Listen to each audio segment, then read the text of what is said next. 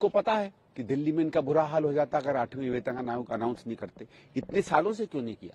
हमारे कर्मचारियों को इतनी दिक्कत हो रही है, इतनी दिक्कत हो रही है, महंगाई इतनी ऊपर पहुंच गई है, ये तो विवश होकर इन्होंने डिक्लेयर किया। मैं ये बात नहीं समझ पाता हूँ, आचार संहिता लगी हुई है, तब ये 8वां वेतन आयोग कहां से डिक्लेयर कर दिया?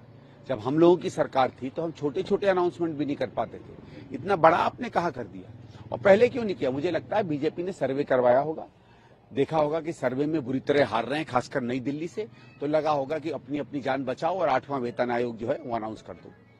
वो तो करेंगे ही, और किस लिए ही सरकार में आना चाहते हैं?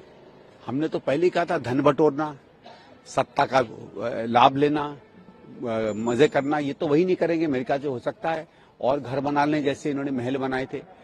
अब ये जिस बुरी तरीके से फंसे हैं शराब नीति में, और क्या कहेंगे? और ये तो बड़ी बेशर्म की बात है कि जिस पर इन पर कोर्ट कहता है कि कोई ना कोई बेईमानी है, सीएजी कहता है कि तुमने 6 महीने में 2000 करोड़ का घाटा कर दिया, यानी 4 साल में 16,000 करोड़ का घाटा कर दिया। उसको धड़ल्ले से मुख्यमंत्री कहती हैं कि मुझे कोई चिंता नहीं है, हम लूट मचाई थी हमने, हम लूट मचाएंगे, सरकार जाए भाड़ में। यही तो कह रही है मुख्यमंत्री। इतना अगर बेशरम स्टेटमेंट कोई पार्टी दे देगी तो क्या सही में लोग समझते हैं कि उनके पास कोई नैतिक अधिकार है चुनाव में खड़े भी होने का? जीतना तो बहुत दूर की बात है। दूसरा सर, दिल्ली में चुनाव से पहले ये तो उनको पता है कि दिल्ली में इनका बुरा हाल हो जाता अगर 8वें वेतन आयोग अनाउंस नहीं करते। इतने सालों से क्यों नहीं किया? हमारे कर्मचारियों को इतनी दिक्कत हो रही है, इतनी दिक्कत हो रही है, महंगाई इतनी ऊपर पहुंच गई है, ये तो विवश होकर इन्होंने डिक्लेयर किया। मैं ये बात नहीं समझ पाता हूँ, आचार संहिता लगी हुई है, तब ये 8वां वेतन आयोग कहां से डिक्लेयर कर दिया? जब हम लोगों की सरकार थी तो हम छोटे छोटे अनाउंसमेंट भी नहीं कर पाते थे, इतना बड़ा आपने कहा कर दिया। और पहले क्यों नहीं किया? मुझे लगता है बीजेपी ने सर्वे करवाया होगा, देखा होगा कि सर्वे में बुरी तरह हार रहे हैं, खासकर नई दिल्ली से, तो लगा होगा कि अपनी अपनी जान बचाओ और 8वां वेतन आयोग जो है वो अनाउंस कर दो। सर, भाजपा ने कहा है कि 2014-15 में अरविंद केजरीवाल ने जो अपना आय बताया, 2021 में 40% का इजाफा उनकी आय में हुआ। ये पैसा कहां से आया अरविंद केजरीवाल? देखो साहब, आय में मतलब संपत्ति में इजाफा की बात होगी। संपत्ति में इजाफे का कोई मतलब नहीं होता है अगर आपने नई संपत्ति नहीं ली है, क्योंकि इसमें होता क्या है, सिस्टम यह है, मैं किसी को डिफेंड नहीं कर रहा, लेकिन जैसे मैंने 1 लाख रुपए की एक प्रॉपर्टी आज खरीदी, 5 साल बाद 1 लाख रुपए की अगर अच्छी जगह तो मालूम पड़ा 1.25 लाख की हो गई। इसका यह मतलब नहीं है मैंने 25 लाख कमाया है।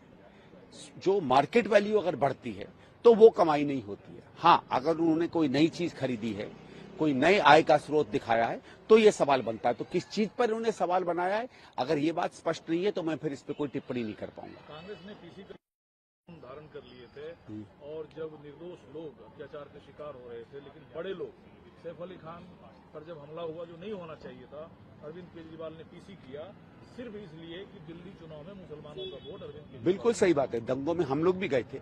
मैं हिंदू मोहल्लों में गया था, मैं मुसलमान मोहल्लों में गया था, मैं मिक्स्ड मोहल्लों में गया था, सबको मालूम है। हमारी गाड़ी पर लोगों ने पथराव भी किया था, फिर उसके बाद हम लोगों ने शांति भी स्थापित की थी। हम जगह जगह गए थे, पीस मार्च हमने किए थे, हर समुदाय का आदमी हमारे साथ आया था। करावल नगर रोड में जहां पुलिस वाले जा नहीं रहे थे, हम लोग बिना रक्षा सुरक्षा के गए, लोगों से बात की। वो पूरा गुजर हिंदू एरिया था, वहां हम लोगों से मिले। हम तो गए, आम आदमी पार्टी के कहां थे? हम लोग जीटीबी अस्पताल गए जहां बहुत से लोग आए थे जो इंजर्ड थे। तो यही करने की मदद मिल जाए, दवाल मिल जाए। सैफ अली खान पर हुए हमले को लेकर वो चिंतित दिखे? नहीं, आप मेरा ये कि आप किसी के हमले को देख के चिंतित दिखो, जरूर दिखो। जब आपके अंदर में आपकी जनता पर प्रहार हो रहा था तब आप कहां थे? सिर्फ इसलिए क्योंकि आपको लगता था कि कहीं मसले में आपको कोई राजनीतिक नुकसान ना हो जाए। राजनीति आपके लिए सबसे जरूरी है या मानवीयता और अपनी ड्यूटी? आप मुख्यमंत्री हो, आपके प्रदेश में दंगा हो रहा है, कहां थे आप उस समय? आपने खुद समाजवादी पार्टी पे सवाल उठाया, लेकिन इमरान मसूद ने कहा है कि अगर अखिलेश यादव दिल्ली में अरविंद केजरीवाल के साथ खड़े हैं तो की बदौलत, राहुल गांधी की बदौलत जनरल इलेक्शन लोकसभा में 43 सीट इस अलायंस को यूपी में हासिल। देखिए, यूपी में क्या होता है क्या नहीं होता वो यूपी में तय करेंगे, हमारी नेतृत्व तय करेगा, यूपीसीसी तय करेगी। लेकिन दिल्ली में कोई इफेक्ट आपको लगता है कि? नहीं, इफेक्ट नहीं है। देखिए, हमने पहले भी कहा, हर पार्टी का ये वो पार्टियां हो गई हैं जिनका केवल अपने अपने राज्य में वर्चस्व है, उसके बाहर नहीं है, उनके पास कोई वोट नहीं है उनके पास। मैंने पहले भी कहा था कि भाई कल को मैं अगर कहूं कि मैं लंदन के चुनाव में मैं कहता हूं कि फलाने को वोट दो, तो कोई असर पड़ेगा किसी पे? मेरा क्या वजूद है वहां? उसी तरह सपा का, तृणमूल का, एनसीपी का दिल्ली में कोई वजूद नहीं है। आगे चल के हो जाए ठीक है, आगे चल के कोई भी पार्टी शक्तिशाली हो सकती है, कमजोर हो सकती है। कितनी लड़ाई आप लड़ेंगे? तो सुबह से शाम तक अकेले आप दरवाजे छान रहे हैं, फिर आपने मानहानि का दावा ठोक दिया सीएम पर, संजय सिंह पर। हम लड़ाई नहीं लड़ रहे, हम रास्ता देख रहे हैं दिल्ली को कैसे फिर से शक्तिशाली और विकासशील जो है राज्य बनाया जाए। हम वो दिशा दिखाने की कोशिश कर रहे हैं लोगों को कि आइए हमारे साथ, हम में शायद वो क्षमता है जो क्षमता चाहिए दिल्ली में एक नेतृत्व को।